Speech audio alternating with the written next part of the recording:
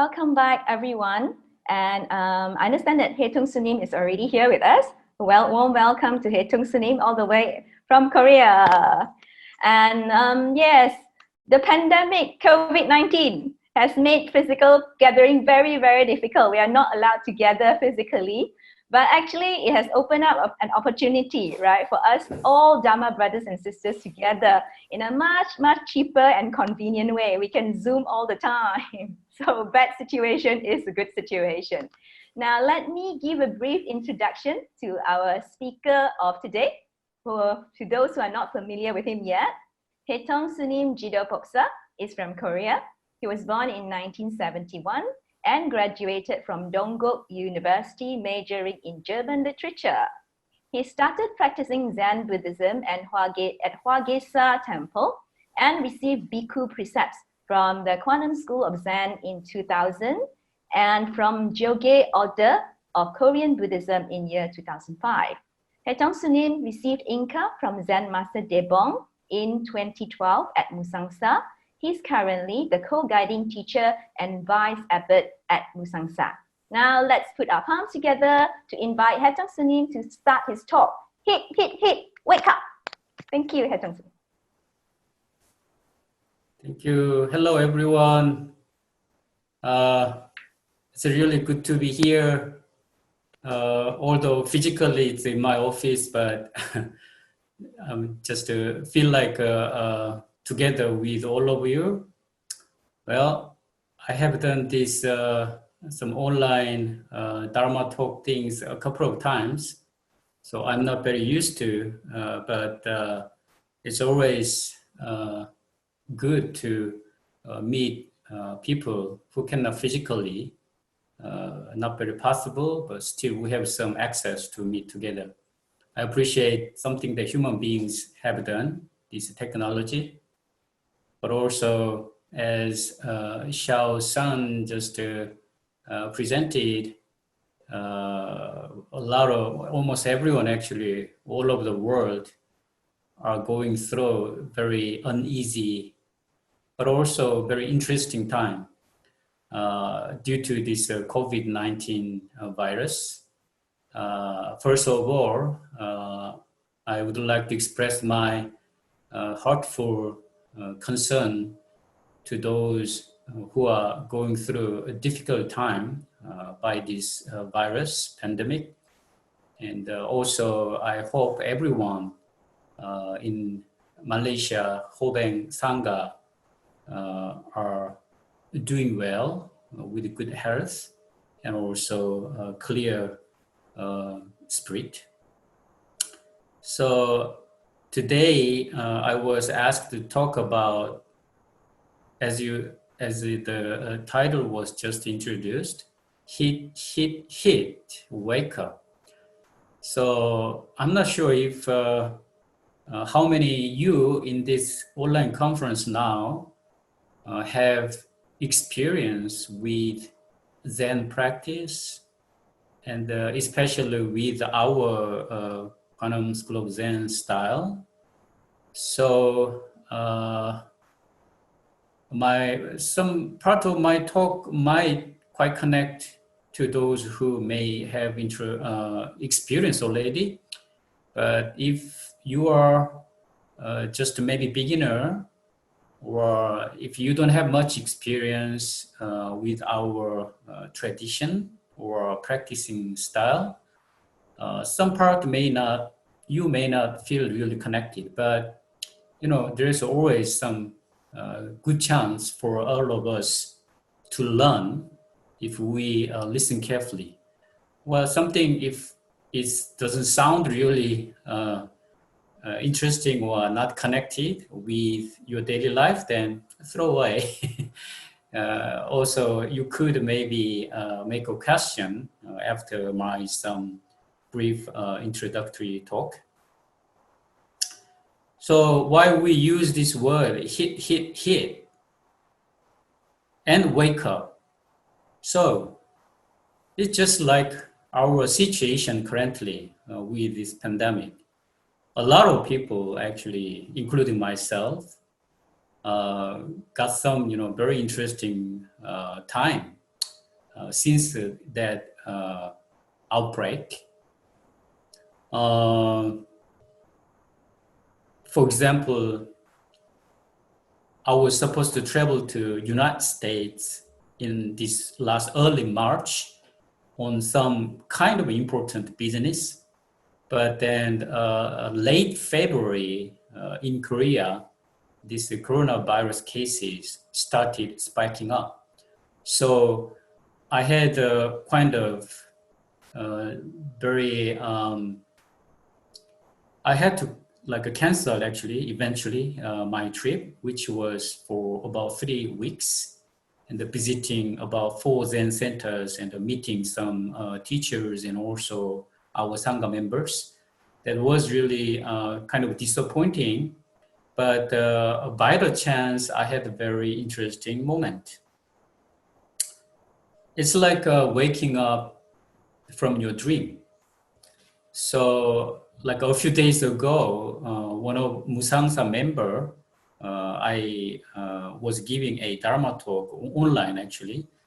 And then she was asking about our dream, you know, like in Buddhism, it used to be say, oh, life itself is dream, not just the dream that we have while we are sleeping in the night. But, you know, in Buddhism, it used to be said that this life is itself actually dream.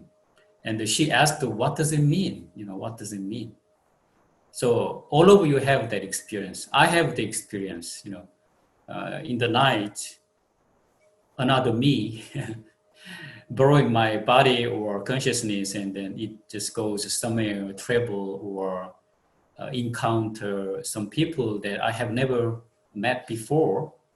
But think about that, you know, it's just like now we are having this Dharma talk and then some meeting online. Perhaps after 2 hours, or 1 hour, our meeting finished, then that becomes just past. Oh, I have met Tong Sunim from Korea online, but that moment is gone. So what was that? It's just a piece of memory, right? That, you know, we have a lot of memory, like just yesterday, or from a month ago, or from 1 year, 10 years, 30 years. Well, like 30 years ago, it's probably hard for many people to remember what happened. So we just have some couple of pieces of memory. And what if that memory is from, let's say, the past life? It's just a memory. We don't say that's a reality. So what is dream then? This life, soon, maybe 1 hour later, or even after a couple of seconds, that becomes the past or the memory, and then that becomes dream. And you may not remember what had happened just yesterday or 10 years ago, 20 years ago. So where is the boundary between reality and dream? So if we actually just live in dreaming life, you already understand it never helps your life. So we always emphasize on being awakened. And often that happen when there is some heat, not just physically, of course, some kind of mental heat. Oh, everything is so good. All situations, you have some job, maybe you have a good family or some partners, or you have a lot of money. Everything may be very smooth. And then suddenly something like coronavirus outbreaks. And then, wow, nothing you can really hold. You can really hold nothing.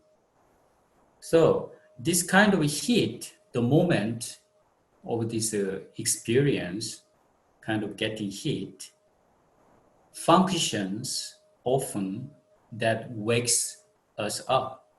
So I believe today our theme of this conference, Dharma talk, is named Hit, Wake Up.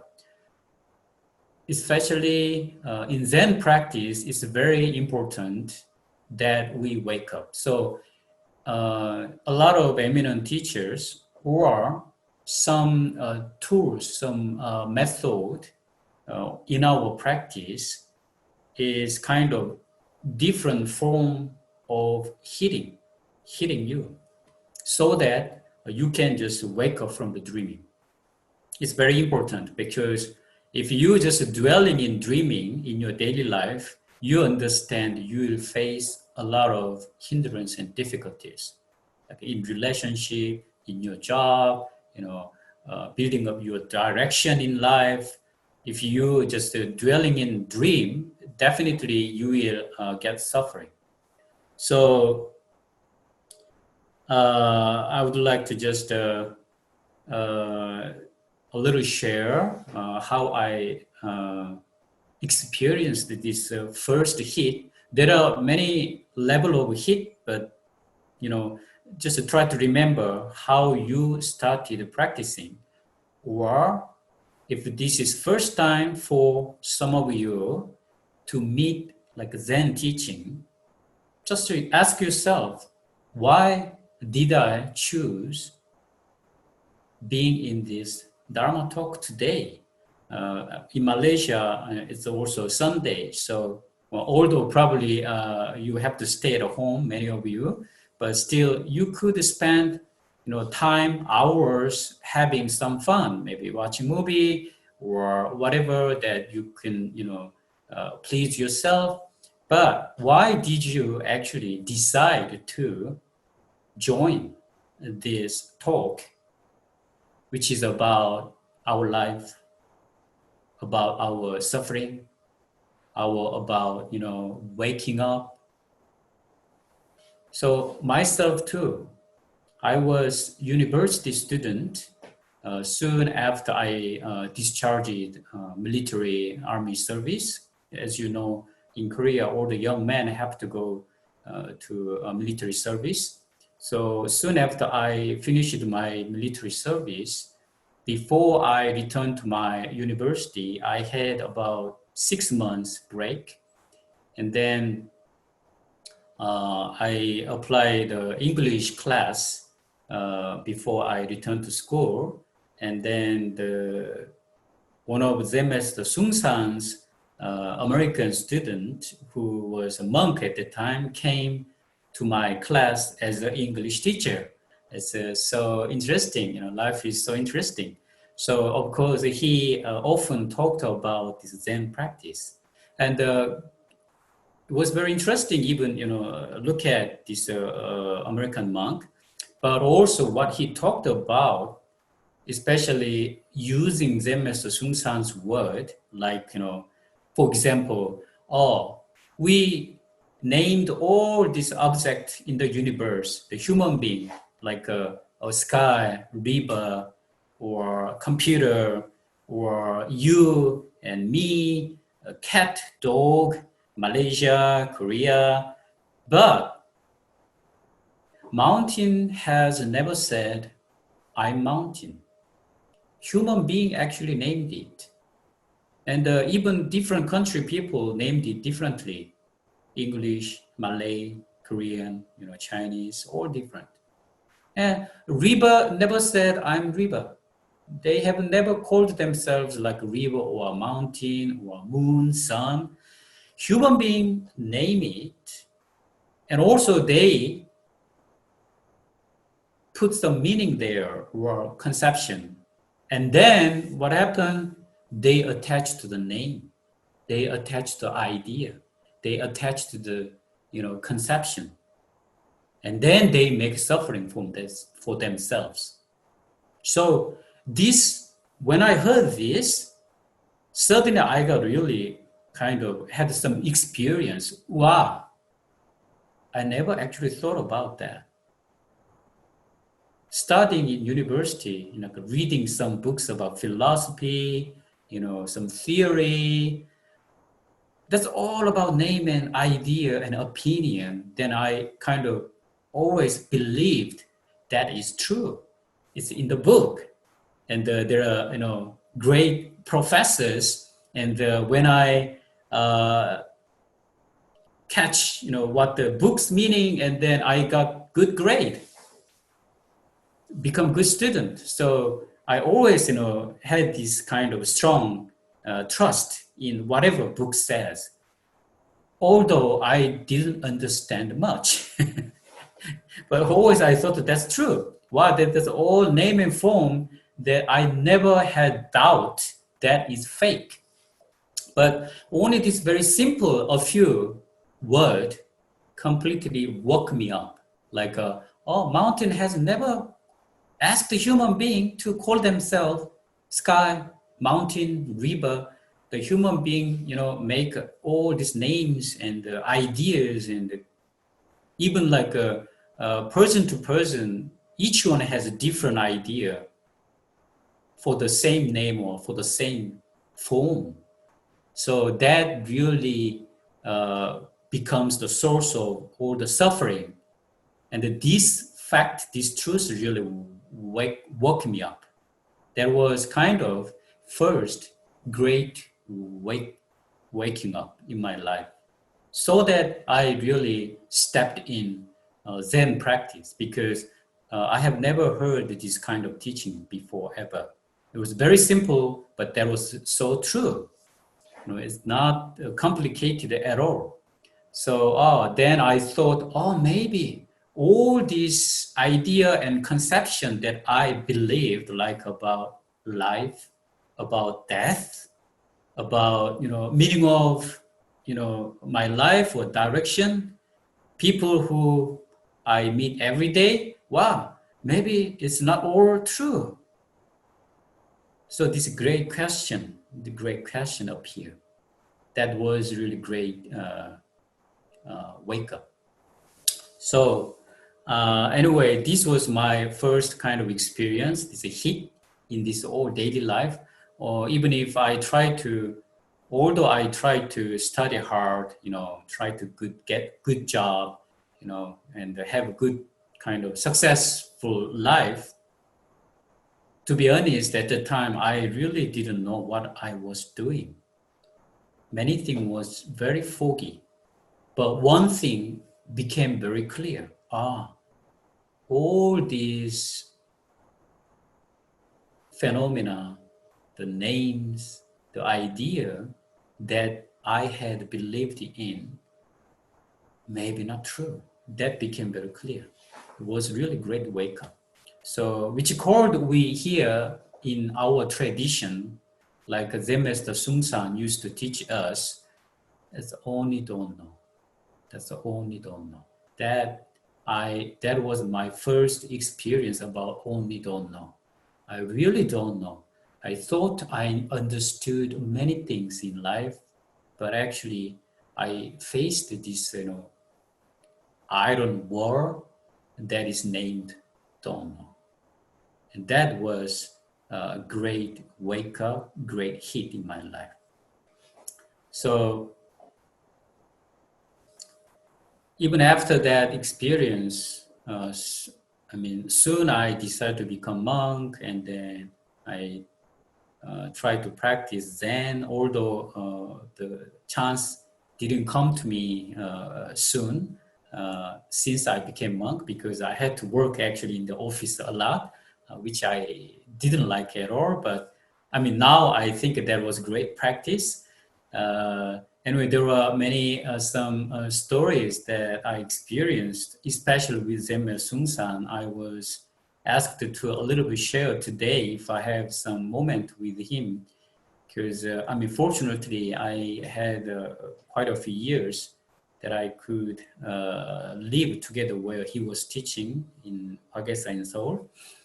One time, this was quite funny. I was in America, Providence Zen Center in 1999. that was quite soon after I became monk, I really wanted it to experience this headquarters Zen Center of Quantum School of Zen. So I was living there, and one day, Zen Master Sung San came to the States to visit Providence Zen Center. And at that time, actually, there was a whole world is a single flower conference, 1999 there. I'm just by this chance, I'm sorry that the conference this year in Hobang and Singapore was canceled. But anyway, that's the same conference. So I was there, and during the conference, Zen Master Tebong, whom you will meet in this afternoon, that his transmission ceremony was held actually at that time during the conference. And then after the conference, Zen Master Sung San and Zen Master Tebong, and then there was some non-attendant from Hwagesa Chengshim Sunim and Daejin Sunim. They traveled to LA, and I was just, I kind of really hoped I could join. And anyway, I was able to make it. I was very young monk, and physically also only, I think I was like 28, something like that.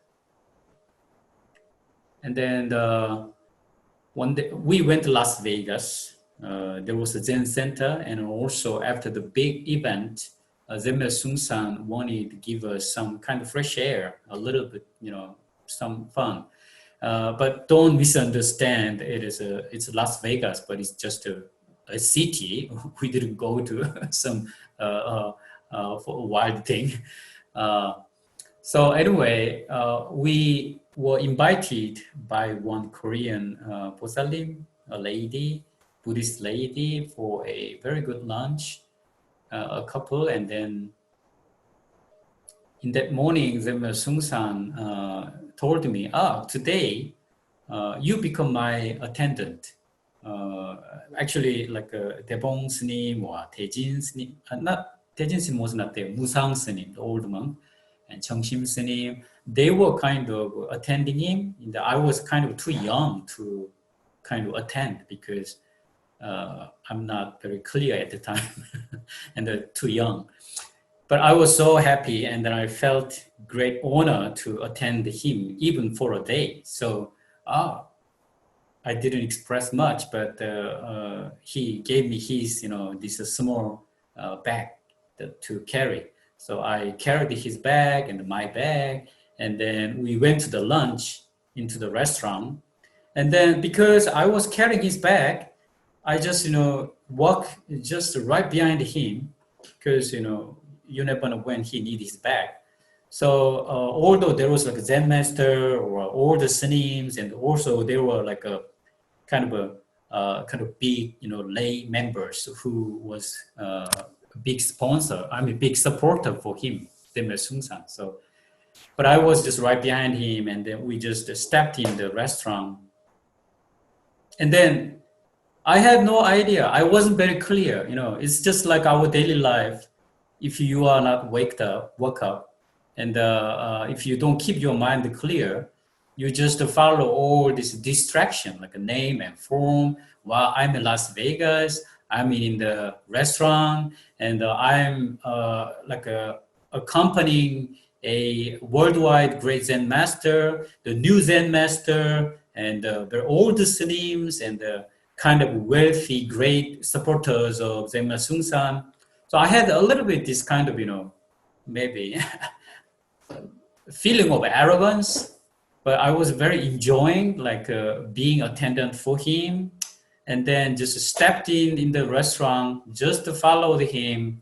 He sat down at a table, and I just without any unconsciously, I just sat down in front of him, right in front of him. And suddenly he just stood up. He just stood up. So just, it's like a mirror. So I also just stood up. And then his eyes suddenly bigger and bigger. And then you move, you move. So I had no idea. There was no kind of this computer chips working. He was so clear and strong. I had to just move out of the table. And then I just took a couple of steps to the next table, and then he shouted, "Further, further!" then I moved again, and then, "Father, father!" And then, it was a big restaurant. Some people, look at us. So I just again moved. I was just like a robot then, programmed.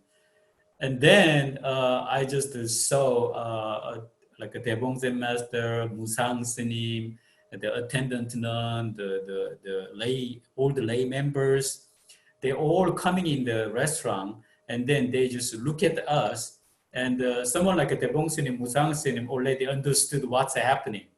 They must have experienced a lot before. So they were kind of a very mixed feeling on their face.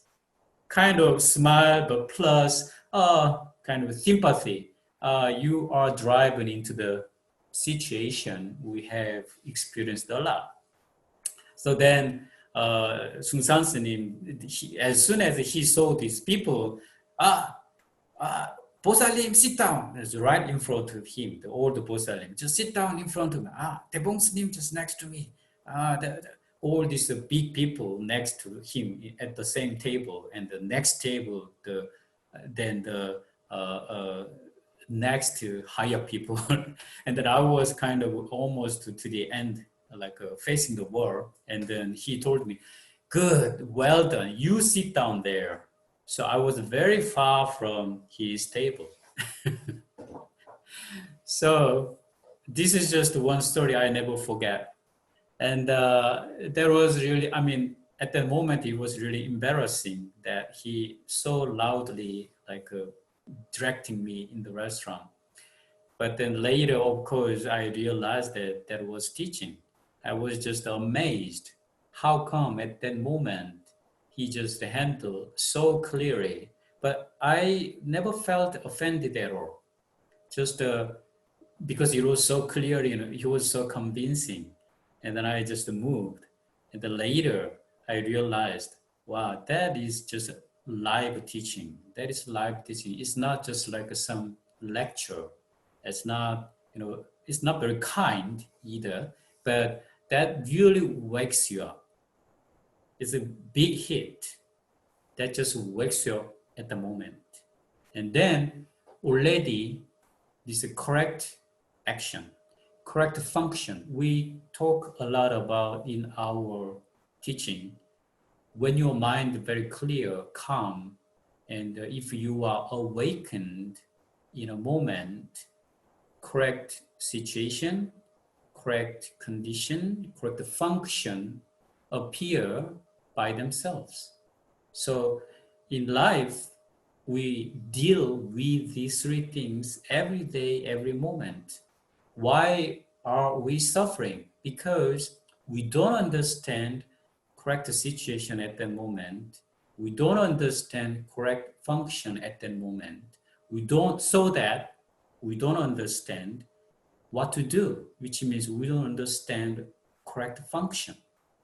If we really digest our practice and then so that our mind always calm and clear, then we right away perceive the situation, the relationship. So just, do correctly what to do at that moment.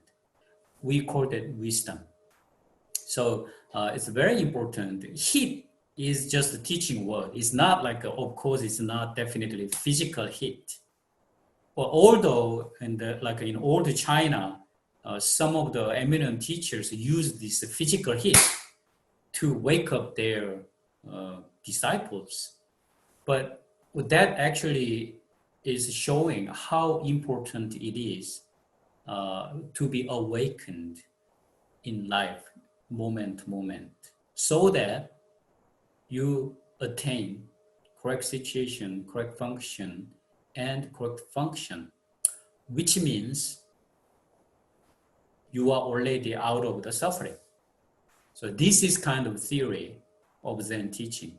So how can we make it every day, each moment, that's really depending on our practice. Just right before my speech start, I entered about 10 minutes before my talk, and everyone was probably chanting this great sutra, great Dharani mantra. I joined about 10 minutes also. So there are many ways to wake myself up so that, understand, perceive the situation and get out of the suffering. So this is one a little story that, from my own experience to share today, relate to the theme. So it's been already about 30 minutes. So I'd like to have any questions any of you would like to ask from now. Tong Sunim, I will ask questions on behalf of the participants because they have posted their question and we compiled them. I have a question personally. When you said hit like COVID-19, the pandemic, this is like a crisis, right? It's a big hit. So people who have practiced, they can sometimes use the practice to help them to steer themselves to the correct direction after being hit, right? What do I do?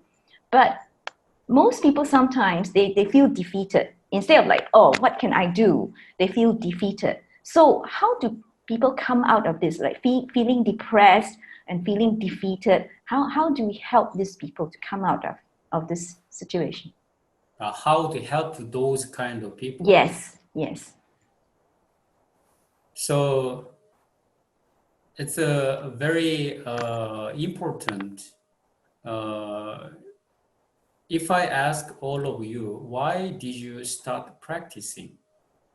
Then I'm quite sure, and also from my own experience, most of us start practicing because of our some personal issue or our some own life problem or some question. Like as I talked about my first meeting with this teaching, I was student and I studied hard actually. It doesn't mean that I was smart student, but I just wanted to become good son, good student. But deep in my side, deep in my mind, there was a big question. This is not all about life because it was so foggy. When I ask myself, why do I study in the library? And why do I want to get, good, successful life? Of course, there are some answer, but if I keep asking me because I'm not really satisfied with my own answer, then there's always some question that, this is not all about life. So, like just myself, I think most of you probably started your practice because of your own issue.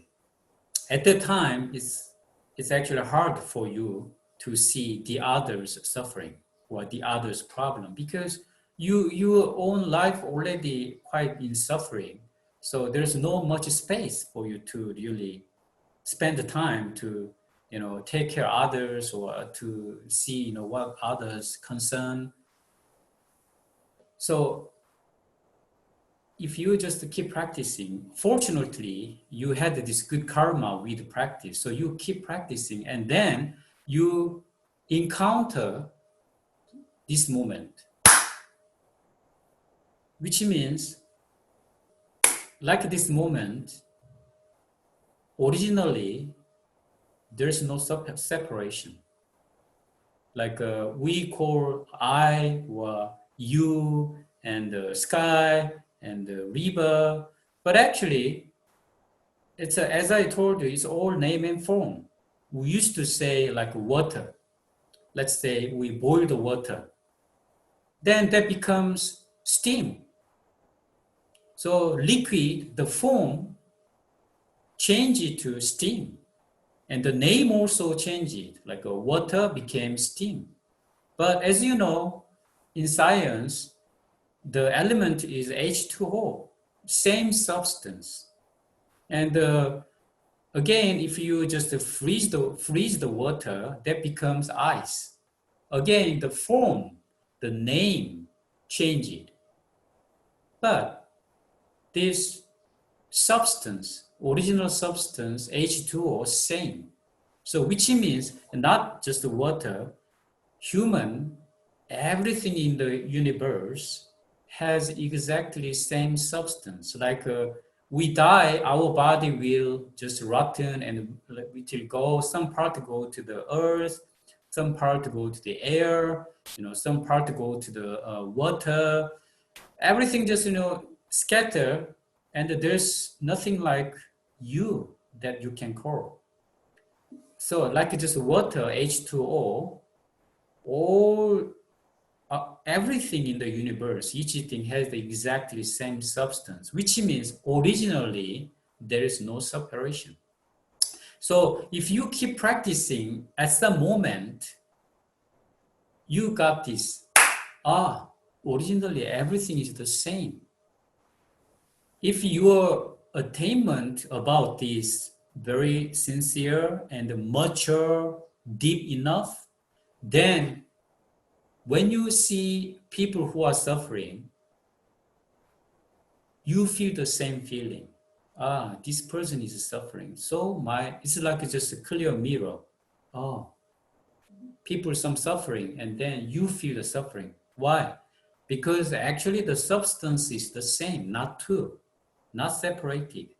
So this is kind of first point of the Zen, the substance. So let's say you keep practicing, and then you understand everything comes from the same thing. And then, everything is the same, and then just trying to return to this point, emptiness, everything's the same. Then whatever you see, whatever you hear, whatever you smell, through your sixth sense, become very clear.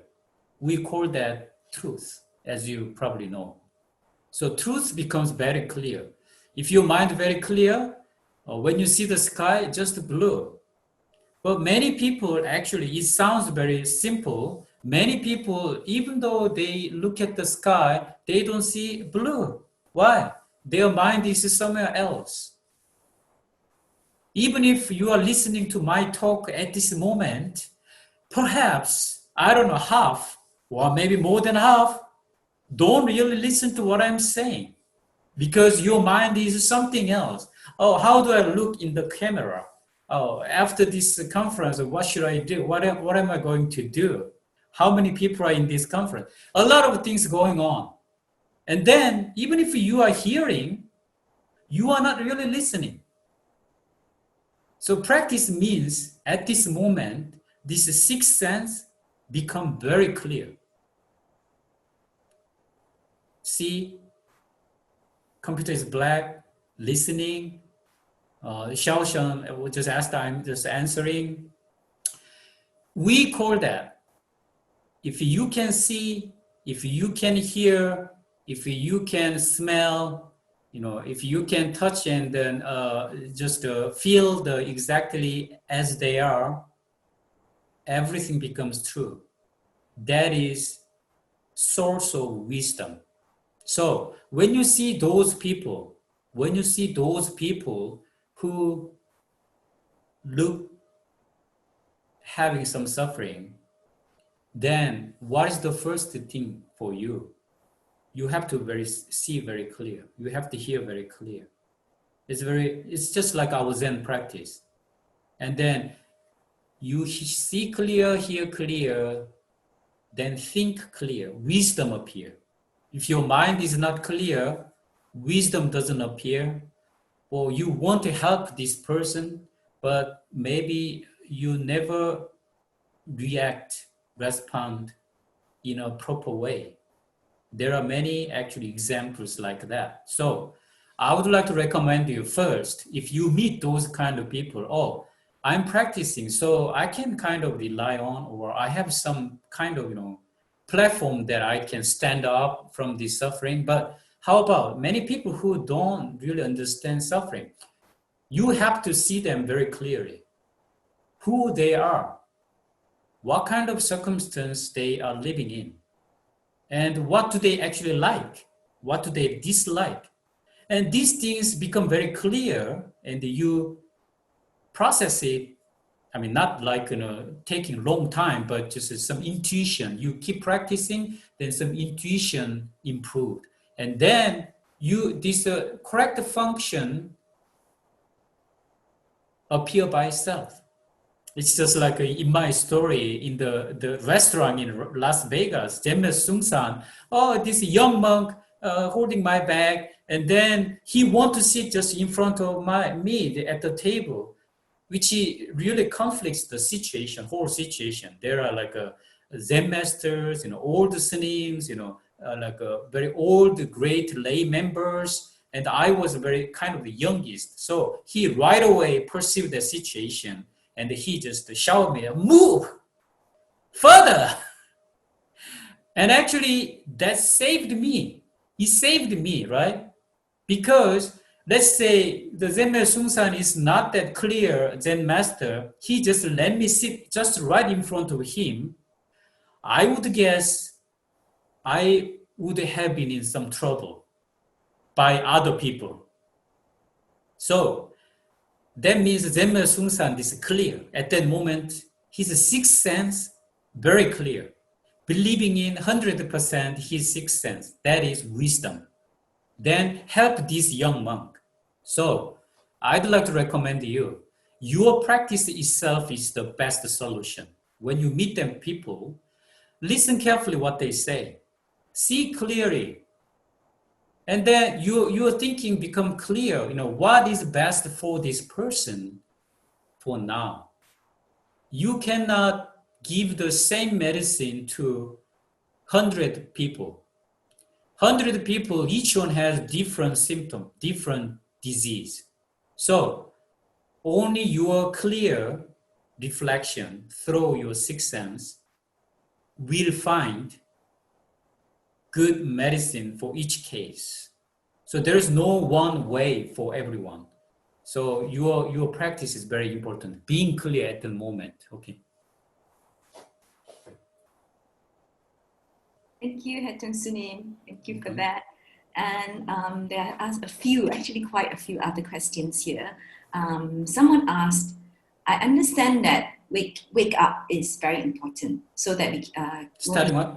I understand that wake up is very important so that we won't be controlled by our karma. Mm-hmm. But how to wake up when my karma is so strong? For example, when my anger already arises, I scold somebody. After that, only I feel regret. So how to wake up? That's the question. Keep trying to wake up.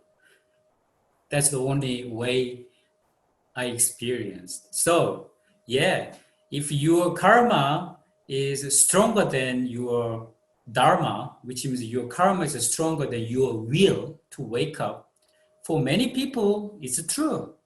Sometimes still myself, maybe I just knocked down by my karma, so I just realized that, I made a mistake.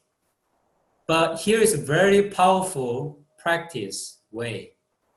Keep trying. You just don't give up. Okay, again, this moment I was bitten by my karma, so that I again stepped in this foggy, this karmic samsara. But as soon as you realize that actually, you again fell, then stand up. Keep trying. So that's the best, because it's not like I give you some very good, advice so that you can fix it right away. That's not the universal law. Your karma has been accumulated for a long time. So just be ready. If you really would like to deal with karma, or if you really would like to change some karma that you don't like, you will have to pay. That's the universal law, which means you just keep trying. Okay, I made a mistake. Then try to fix it. That's Zen. Thank you, Tung Sunim. And okay, I see that there are two related questions actually related to what you just told me.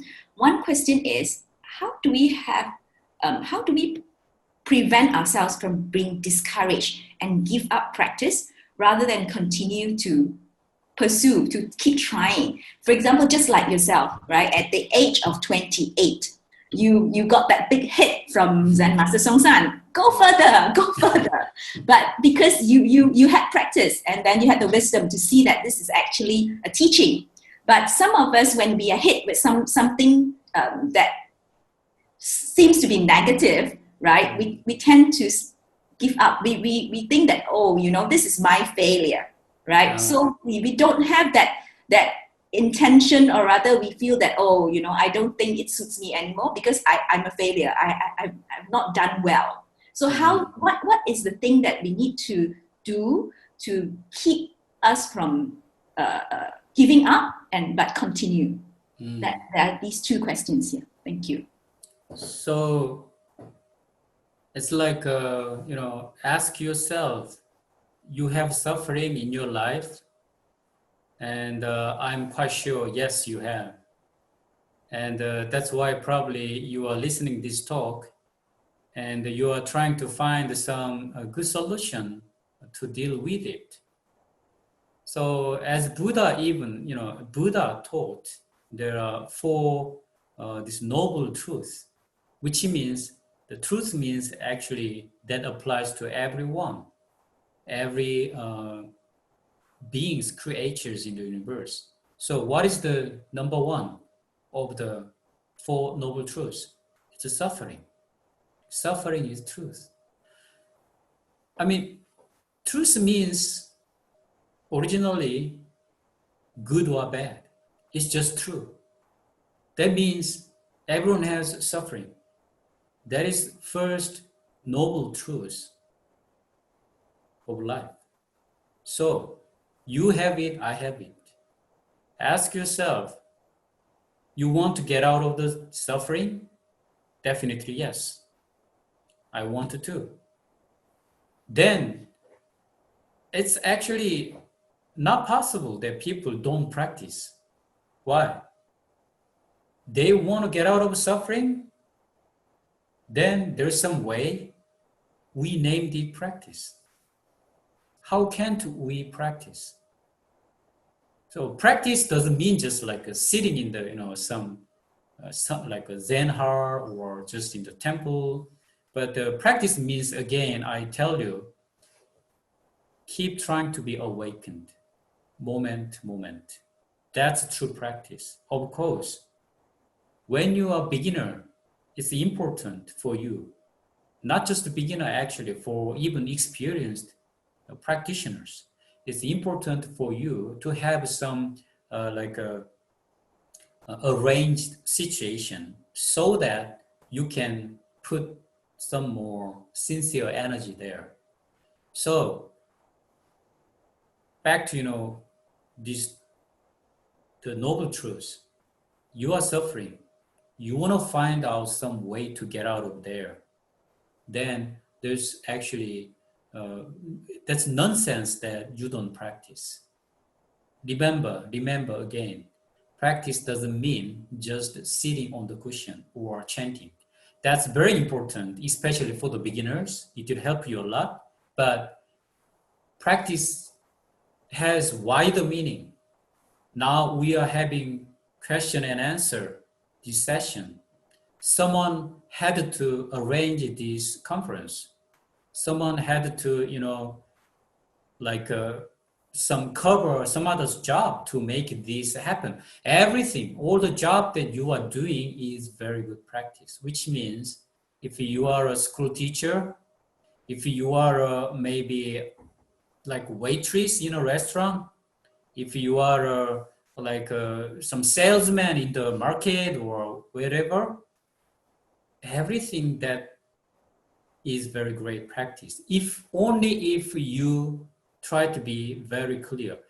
Only if you try to, your mind become clear at the moment. At the moment you are selling some goods. At the moment you are teaching your student. At the moment you are talking with your mother or friend. Every moment can become very good practice, which means that helps you to wake up. And so you cannot be discouraged if you really take this as your practice. Why? You fall, and maybe you think, I'm not strong enough, so I may just give up practicing. That means, okay, I don't mind to fall again into the suffering. You don't want that. You don't want that. Maybe, yeah, for a while, okay, whatever, no matter what happened, I don't care. But you already have experienced the problem many times. Again, no, I have to find some way to deal with this suffering. So don't just keep this as a good idea. You can do it. And the easier way, everything in your daily life can become a great practice. And you don't need to be discouraged, because if sitting is too difficult, then you can but you are good with maybe washing dishes or cleaning your home or maybe taking care of a kid. Take it as your practice. Maybe start with something that you are good at. And then there's no much chance to be discouraged. I know it's not easy in the beginning. That's why actually we practice. It's like a study that we want get this whole universe back to myself, which was actually myself originally. Then you must pay. Even if you are working, let's say you're working in a convenience store. I don't know in Malaysia how much you are paid for 1 hour. Maybe in Korea, I'm not sure, to be honest, but maybe about less than $10, much less maybe probably. You have to work a lot. You have to sweat in the small, tiny, convenience store. But you don't really mind because you understand. Unless you put some energy, unless you sweat, you are not gonna get $10 for 1 hour.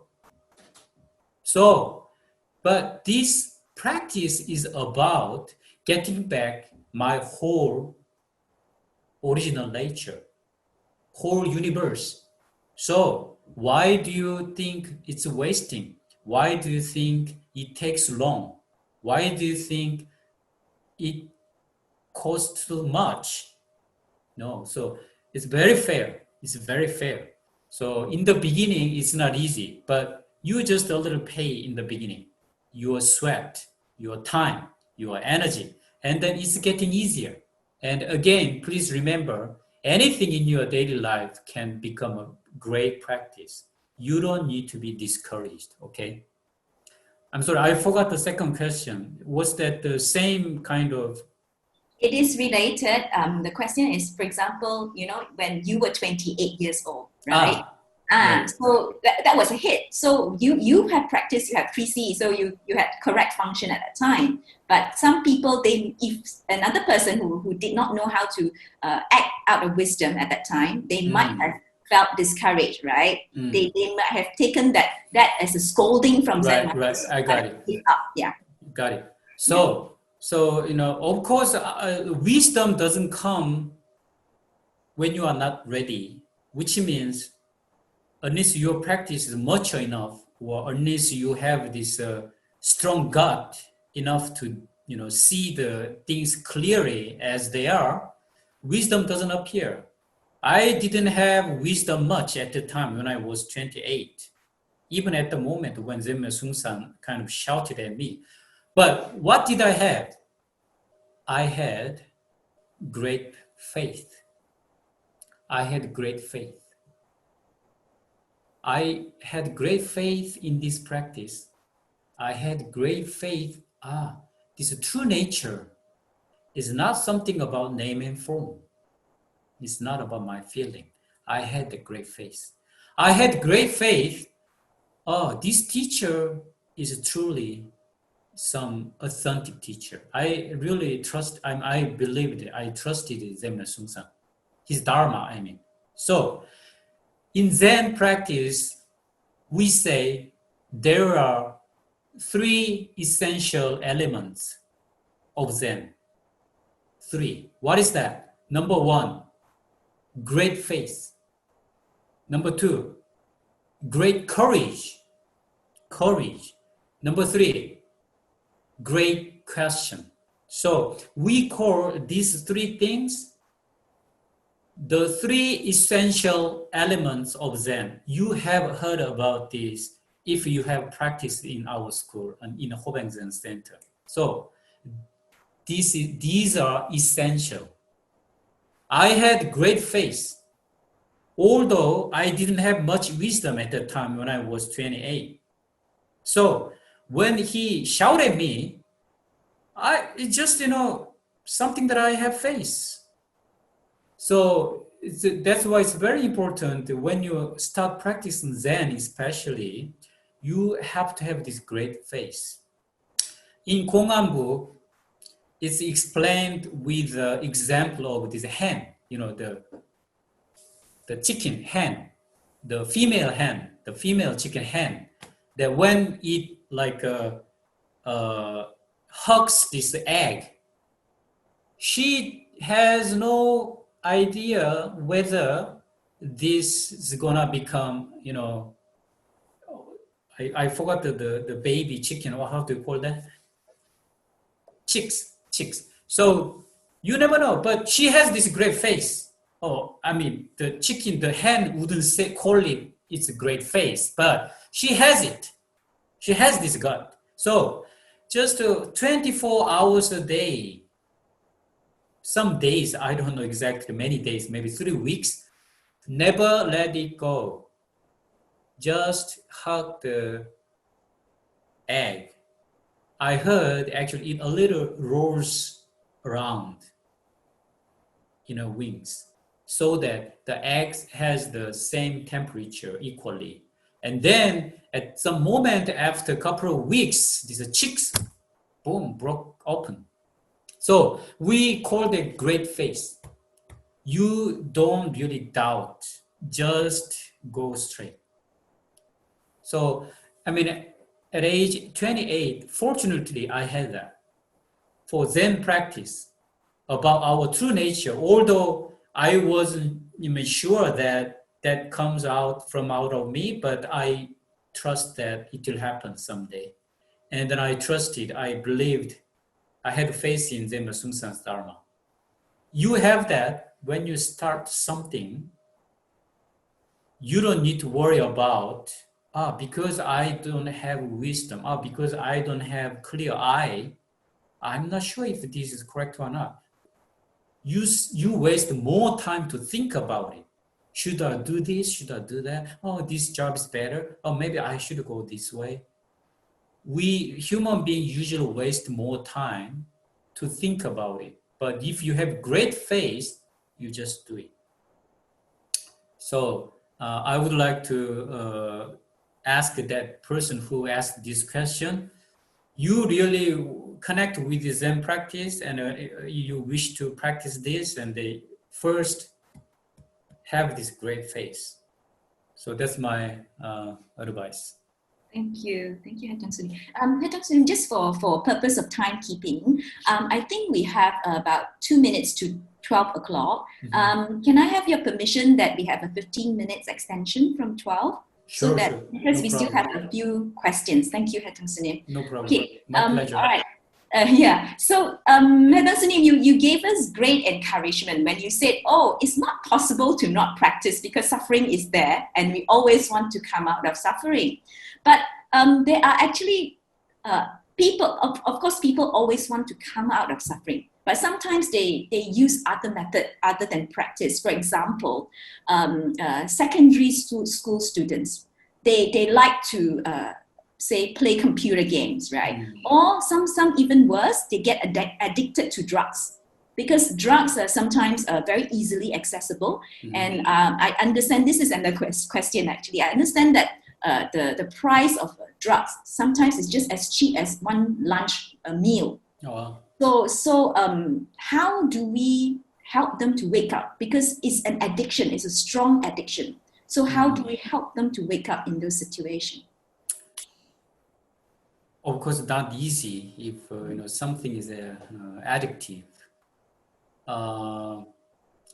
What can we do? It's actually I have met a few people who had been addicted to drugs, and I actually thought, wow, this is really real deal, because not easy when they have this strong karma with that. Before I forget, first of all, I think it's very important that your own gut, your own practice must be clear and strong again. Because if you have some intention to help some people, that means you have to be ready actually to do that. Having the intention itself is already great. I'm totally kind of respect. But as you why do you have that question? Because it's not easy to help, sometimes for some kind of people. And you have only the intention. But everything has, again, this kind of, it's a theory in Zen, substance, truth, and function. If you really see these three things closely, our life, all this kind of, the process, mechanism, or how this life goes is based on these three. Why do you have this compassion when you see someone who's addicted about drug or game? Because you have some connection, with this person, which means originally same actually substance. You and this person, the other person who's addicted for drug or game, you feel some sympathy, which means actually there's something that connected. That's why you want to help this person. We call that substance. So everything is actually connected to this substance, especially if you continue practice this, you can feel this connected kind of feeling more easy. Like this coronavirus outbreak, nowadays people talk a lot about now we all, even the people who are not practicing, they often talk nowadays, we are all interconnected. So in this practice, actually, you keep practicing, then more and more you will see everything is actually connected, which means everyone shares the same substance, the same nature. That's why you feel this, sympathy and want to help them. And what to do, as I told you before, if you really have that intention, you have to be very clear. Give them more game, give them more drug, or, we sometimes talk about together action. So sometimes we have to really, that's one technique. What to do? Well, should we give them whips? Should we give them candy? That's really depend on your wisdom now. So what will be better? There's no one particular way to all different cases. Of course, based on this cause and effect, it will be very actually helpful if you get rid of this cause or condition, which means, it's like a match, and this I don't know in English, it's when you scratch the match, then fire, flame, right? So I don't know what to call it. Let's just matchbox, and everyone has this cause inside, this person who's addicted for drug have this cause inside. Whenever he sees drug, cannot control the desire. So then drug is this matchbox, and this cause. Meat and flame appear, suffering appear. So getting rid of this cause is not easy, very difficult. It's your karma, as we talked about karma, very difficult, it's heavy. Removing this matchbox kind of easier. So in society, what we do often, we remove this matchbox. So technically, it will be helpful if you keep trying to kind of get this person stay away from this, drug or this matchbox. And then maybe if that works really smoothly and for a long time, then, this cause also fade out and disappear. But of course, as you know, it's very rare. It's not easy. And the Zenmyo Sungsan used to say, karma is like a boomerang. Boomerang, you throw it, and you think, it just flew away, but after a while, it just comes back. So karma is something like that. So this removing this cause is very, very difficult. So very important. This question is about if you have that kind of friend, how can we help? So yeah, technically you could really try to get this person stay away from this, drug or game, but it will be very tough. I would say you try any technical things, but also more important is actually your own practice becomes stronger, because you will face many interesting moments with this person. So each moment, how to respond, that will be very important. And that's only from your own gut. That's only from your intuition, your compassion, and from your intuition. That is based on your own practice. So again, I would like to emphasize on your own practice, even for this kind of situation. Okay. Hope that's helpful. Thank you for the answer, Sunim. Okay, there's one more question here. Actually, I was trying to get the clarification from the person who asked this question. The question is like this. There are some abbots who always feel that, or there's one abbot who always feels that he's love and he is habit? Did you say habit? Pardon? Abbot of the temple, I think. Okay, there's abbot an abbot of the temple who always feels that he has love and compassion, but he's doing it wrongly and cause me, the person who asked the question, cause that person a lot of headache, and he has no honesty.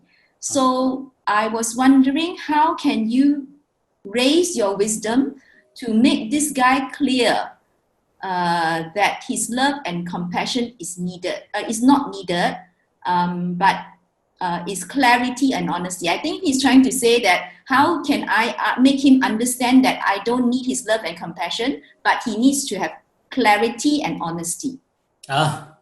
So did someone think, just let me clarify if I understood the question. So this person think the abbot of a temple has a lot of compassion and some kind of kindness, but that this person actually don't really need it, but he hopes this abbot is rather more clear. Is that? Okay, I think he says the abbot thinks that abbot himself thinks that he has love and compassion, but this person says that maybe he disagrees. I get from the question that he disagrees. So he said that I don't need your love and compassion. I need you to have clarity and honesty. So how can he wake the abbot up?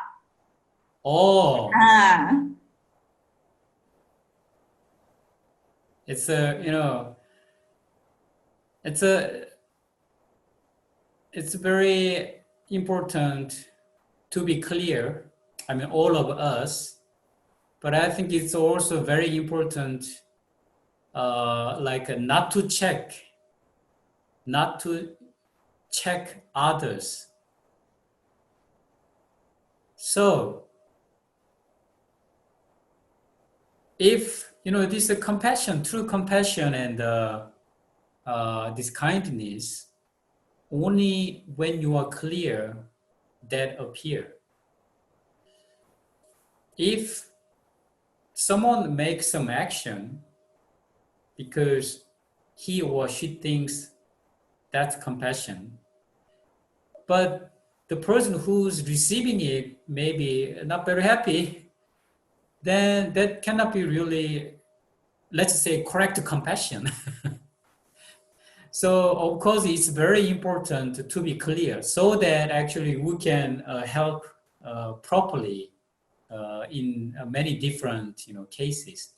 But let me just a little also mention about this person that think disabled has a compassion but not clear.